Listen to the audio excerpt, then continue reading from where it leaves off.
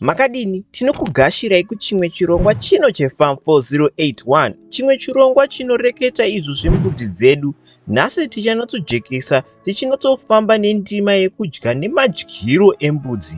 Kudya kwembudzi kwakanaka, kunochengetedza utano pamwe chete nekusimbisa maberekero embudzi dzenyu. Futi mbudzi imhuka inonzi browser, zvichireva kuti inodya huswa, zvirimwa, zvimerwa, miti zvakangodaro daro.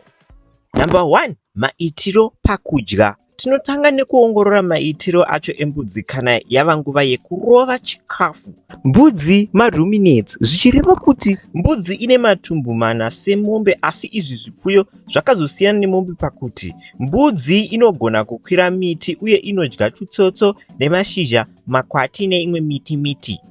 Zvakanakira mbudzi ndezvekuti chikafu chizhinji chacho hachitengwi.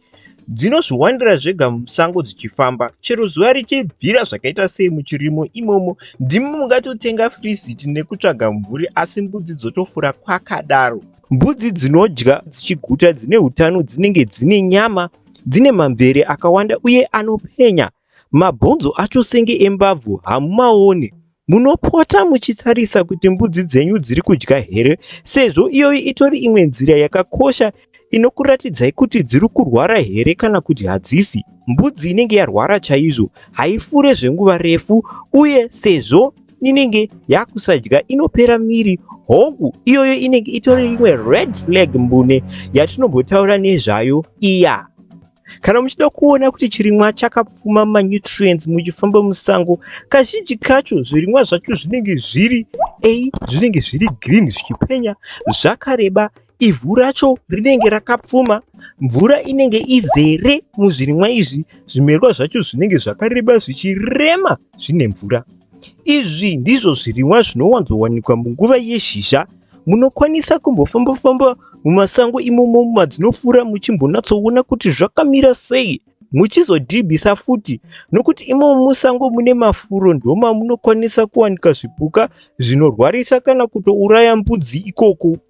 Zvinhu zvakaita sezvikwekwe, muchidzifurisa kunzvimbo dzakasiyana-siyana kuti nzvimbo imwe isanyanye kupepetwa. Izvi zvinozoshayisa mbudzi dzenyu mafuro kumberi uko, pamwe chete nekukonzeresa iko kuparadzwa nevhu kunonzi soil erosion muchingezi, nokuti dzinotokonzeresa soil erosion dzikaregererwa. 2. Mvura yakakosha kumbudzi sezvayakaita kuzvipfuyo zvose. Mbudzi dzenyu dzinofanira kunwa mvura yakawanda, senge kana kuchipisa pazuva. Apa ndipo pamunotenga mabhavha mahombe anofanira kugara aine mvura yokunwa yakachena, senge kana kuchipisa zvakadai. Munokwanisa kuchera mugodhi, boho, kugadzira dhamu kana muchigara padhuze nerwizi, kana tsime rinoita futi, kana kudzitengera mineral water musupermarkets. Zvinoitika wani kune varimi vane mari dzavo uye vanoda zvipfuyo zvavo.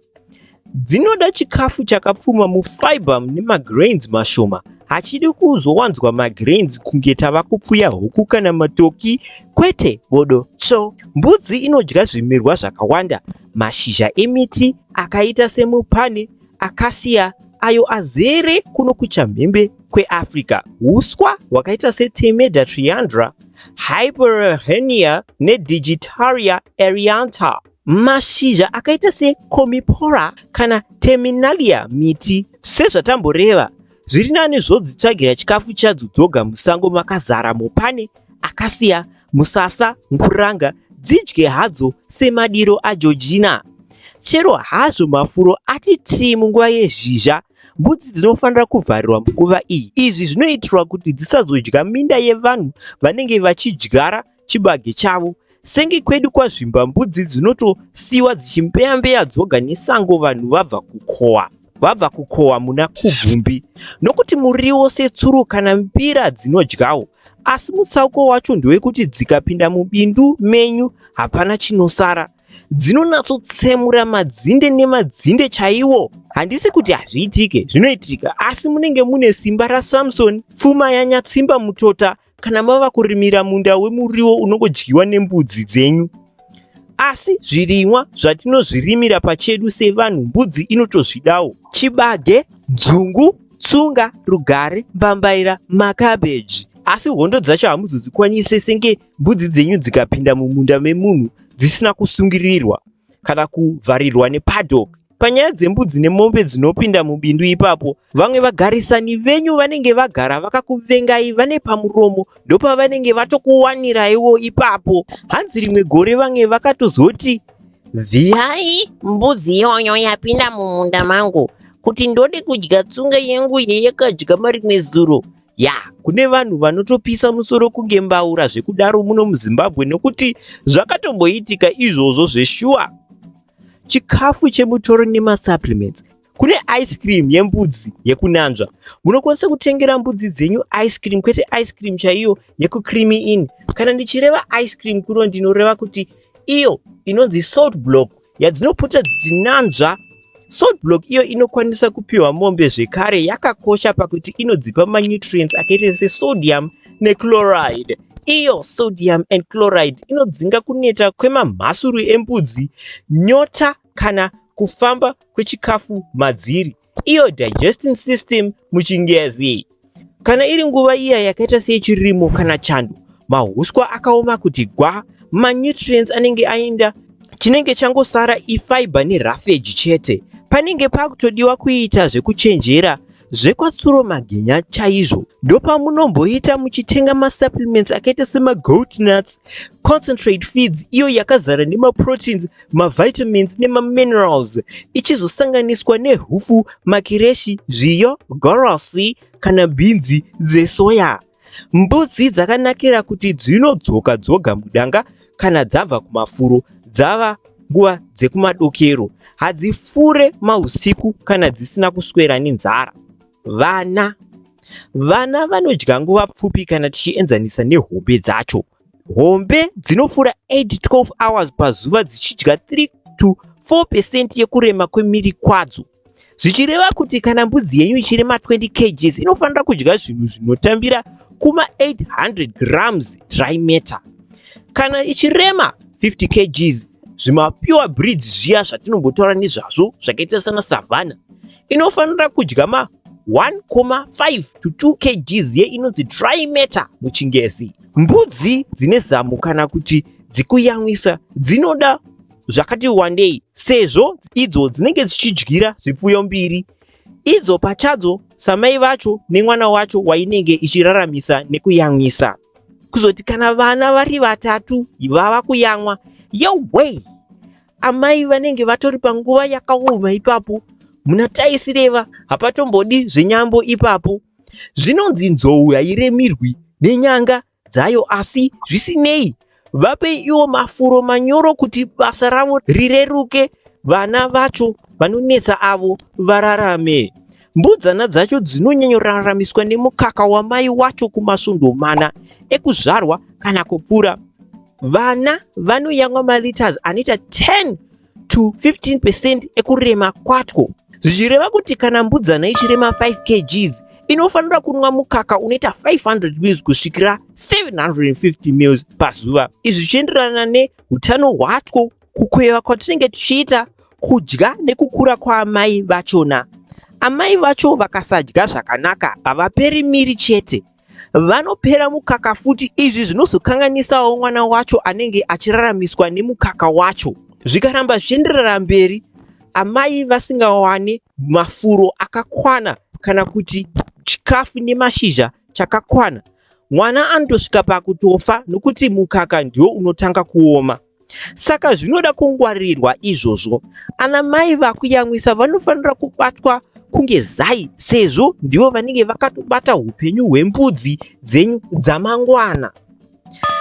Mukakurumidza kurumura vana ava, vanokwanisa kurwara kana kufa chaiko. Musazokara mari zvokudaro zvokutengesa vana vachiri kuyamwa, nokuti masoja acho emuviri wadzo anenge asati asimbiswa nemukaka uyu. Sezvinongoitikawo kune vanhu kana vana amai vakurumidza kurumura mwana wavo asati asvika mwedzi 10 nemisere, anokwanisa kuzokura hake, asi anokura asina hutano hwakamira mushe. Chekupedzisira, zvadzisingadyi. Kune zvimwe zvirimwa zvisingafanire kupiwa mbudzi zvakaita sema-onion kana chibage chakaoma chiya, ndikureva zviguri zvine tsanga dzacho dzatinogadzirisa sadza dziya. Dzinofuta mudumbu woputika kunge chimpambaira.